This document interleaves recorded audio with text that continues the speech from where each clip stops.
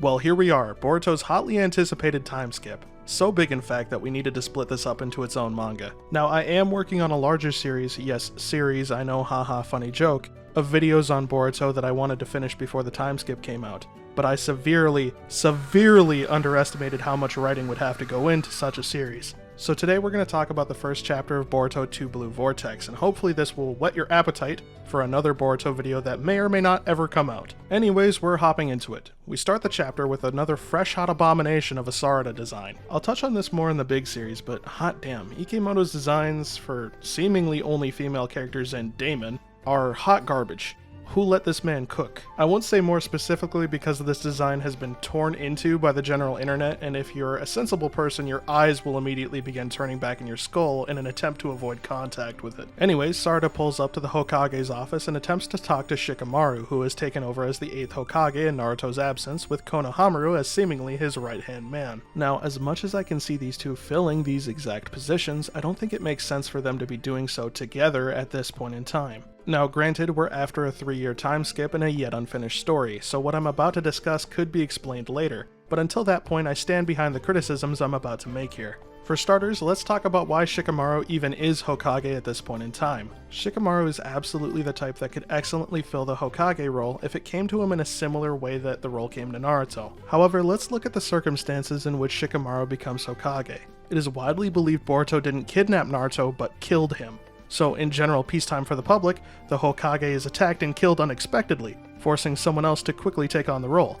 Sound familiar? It should. This situation is very similar to the circumstances surrounding Minato's death. In that event where the 4th Hokage died, the 3rd Hokage stepped in to fill the role, and make no mistake, Hiruzen was absolutely the right choice to resume leadership in a time like that. The apparent sudden death of a Hokage would result in absolute turmoil for the village's government. In a time like that, the role of Leaf Chief is better taken by someone with experience in the role, rather than a newcomer that would have to figure out the nuances of being Hokage while also dealing with the said situation. So in the event of Naruto's untimely demise, undoubtedly once again throwing the village's government into chaos, why would they choose Shikamaru to become Hokage over having either Kakashi or Tsunade come back to fill a role they already have experience in? Let me reiterate, this is not because I think Shikamaru is a bad choice, but purely because he lacks the experience of steering the village through rough patches in its history. Tsunade guided the village through the 4th Shinobi World War. She is literally the perfect person to come back into the role after Naruto's disappearance.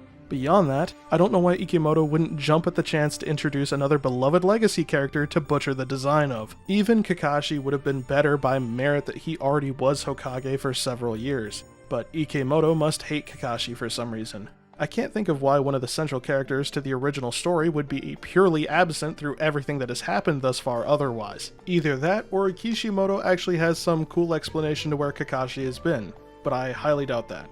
I can really only see him trying to course correct the pieces of the story that are present into something passable as a sequel to his magnum opus. I am getting so carried away talking about the Hokage role that I almost forgot to talk about Konohamaru before moving on. Konohamaru has a lot of character traits that I think make him a good leader, and on top of that, he's a good friend of Naruto, the 7th Hokage, and grandson of Hiruzen, the 3rd Hokage, so he should at least have some idea of the position and how it works. I can totally see Konohamaru becoming the aide to a Hokage or even the Hokage himself, but what I can't see him being is the Hokage's aide for Shikamaru specifically. There is a list of people I can see Shikamaru getting to help him in his role as Hokage, and Konohamaru is not on it. Konohamaru and Shikamaru don't really interact at all in the manga, and they don't really know each other. It would make far more sense for Shikamaru to choose Choji, someone he's very close with and trusts completely as his best friend. If not Choji, then Ino makes a far better choice than Konohamaru. Not only were they cellmates, but Ino also leads the barrier team, making her far more in line with high-ranking village government than Konohamaru before the time skip. Continuing along with the chapter, Shikamaru reaffirms his stance on what he perceives to be Boruto's situation to Sarada, who responds by trying to explain that Shikamaru's premise is wrong, that there's no way Boruto would kill Naruto, and he needs a chance to explain his side. Konohamaru begins with the "if he's not guilty, why would he run?" which is fantastic thinking from Konohamaru. Everyone knows if you haven't done anything wrong, you should just submit to the mob chasing you, and they will be completely understanding. He goes on to say that they also have the testimony of Ada's Senrigan, which for those unaware is a kind of dojutsu that lets you spectate moments in time. Sarada makes the sensible remark that anyone would run if their death was ordered, and asks Shikamaru to rescind the order and hear him out. Shikamaru refuses, stating that the order is the will of the people, and even if he were to rescind it, they wouldn't agree. He finishes by saying that this is the last time they're going to talk about this, and Sarada responds by throwing insults at him, much to the frustration of Konohamaru, but Shikamaru tells him to calm down. He goes on to tell Sarada that he's worried about her, saying at this rate she'll never be more than a genin, and she asks in response if it's because her dad's a traitor like Boruto, and Shikamaru rightly tells her Sasuke has nothing to do with it, because why would he? Sarada goes on to say that it was Naruto who brought back Sasuke after everything he did and that he went from genin to Hokage. Yeah, Sarada, he technically did do that in the manga, but let's not pretend you're anything like Naruto in that situation. Naruto was a genin not by lack of ability, but by sheer circumstance. As she walks out, she tells Shikamaru that Naruto is her role model, not him. Okay, yeah?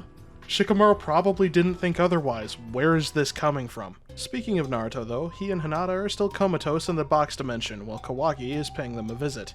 They seem to be on some prison realm type bullshit, where they just sit there, suspended in time, while Kawaki stands there like a JoJo villain. He definitely has the goofy outfit to be a JoJo villain. We cut to Sarada and Sumire talking about the fact that they're the only two whose memories weren't affected, and I'm going to say it again. Stop letting Ikimoto design these characters, because everything he designs is nonsense. They go on to say that early on there was a little bit of a sense of paradox, that people knew some aspects of this story didn't quite line up, but eventually they stopped questioning it. They chalk this up to Ada's abilities and wonder how they're supposed to fight back against them. Anyways, the worst characters in the franchise responsible for our current predicament are still here. They seem to understand that Sumire and Sarada were not affected by omnipotence, as Damon begins by asking if they're giving up on trying to reverse it. Ada follows up by saying she doesn't have any control over it, and they've only recently began to understand how it works. Sarada continues by saying she's not giving up and asks Ada if she has any more information on the subject. Ada explains that her omnipotence is an Otsutsuki Shinjutsu, Shinjutsu just meaning divine Otsutsuki Jutsu, that makes one's desires real. It was Kawaki's desire that the two switch places, and so when omnipotence activated, that's what happened. So somehow Kawaki managed to activate one of Ada's abilities, rather than Ada herself activating it at Kawaki's request. When asked by Sarada if there's a way to reverse it, Ada says she doesn't know, and it's no use talking to the affected because they won't understand. Not to mention, it's Sumire and Sarada's memories that are considered flawed, so no one would take them seriously. Ada thinks it would be more realistic if they were to rewrite everyone's memories again, though there is some unknown risk in that too that Ada doesn't share. She goes on to say she wonders why the two of them retain their memories, as they fall outside the two known exceptions to who her abilities can affect: family members and Otsutsuki. She continues to wonder if her charm may be failing to affect them as well for some reason, while Damon stares at them menacingly, causing Sumire to think back to their mission statement as given to them by Shikamaru. If Ada presents an opening, the village wants her dead. She doesn't know that they aren't affected, so they have to be careful not to be found out, especially by Damon, the little demon child that he is. Now, hold on a moment. If there is an active kill order on Ada that is top secret given by the Hokage directly, let me ask this.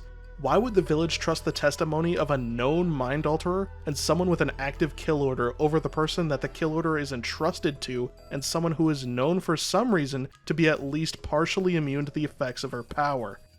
Come on, Shikamaru, that doesn't raise any red flags? Sumire, feeling the tension in the situation, lies to Ada that of course they're charmed, they're just putting up a front to hide their feelings. After all, no one can escape being charmed, right?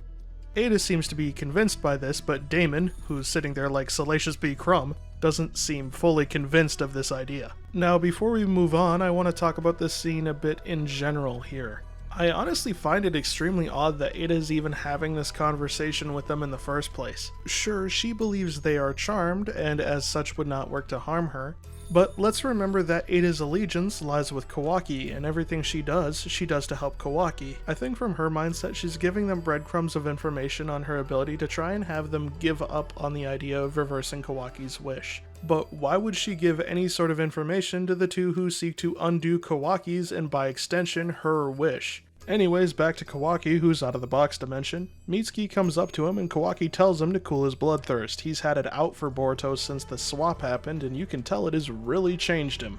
Mitsuki says that he's Otsutsuki as well, so he may have mastered the ability to erase his chakra signature. Kawaki responds that he couldn't elude him. Mitsuki voices his dedication to Kawaki and he tells him to do as he wishes but to quit following him around.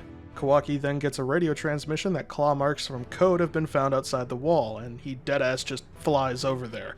I don't remember that being an ability Kawaki had, but if he's becoming more Otsutsuki-like, then I guess. Mitsuki, who's been left behind, seems to start questioning if Kawaki is really where his loyalties lie. We then cut over to Himawari training with Chocho.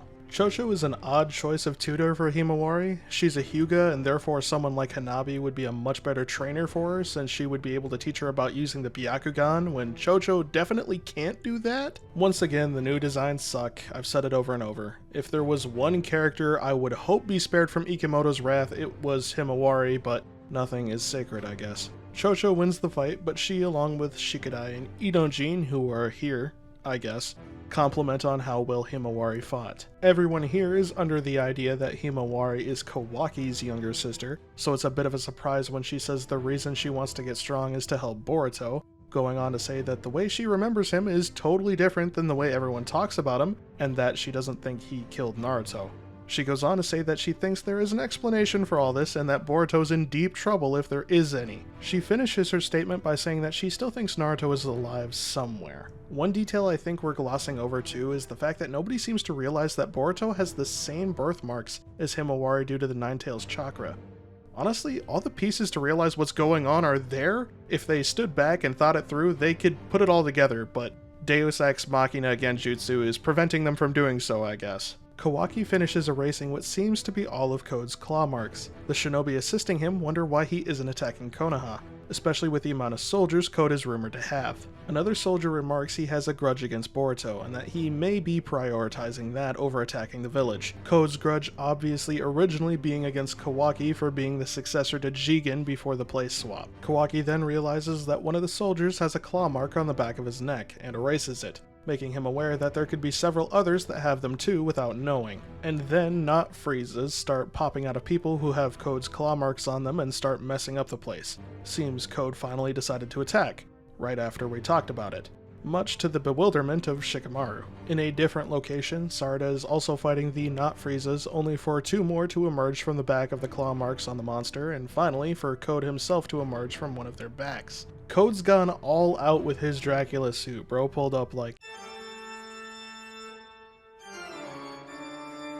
Sarada asks what he wants, and he responds by saying he's looking for Boruto. Whether or not he is doing so because he is under the control of the Deus Ex Machina Genjutsu, or for some other purpose is yet to be seen, but we can assume it's the former. Sarada responds that Boruto hasn't been here for 3 years, and Code responds that he knows that, but he got tired of tracking him and just decided to attack his village to force him to show up, explaining that he hopes the cries of his former friends will reach him and spur him to action. But it seems that Boruto's already here, as he just lands on Code and stomps the shit out of him. As far as villain tactics go, I guess it's not a terrible idea, but what if Boruto was on the other side of the continent for some reason or something? How would he have any idea that he was attacking Konoha so suddenly? The screams of his former friends can only reach so far.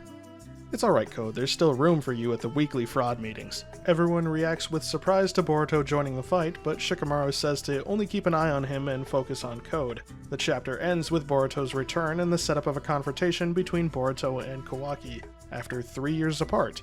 3 years in which Kawaki was living the life that should have been Boruto's. And I guess we forgot about Code.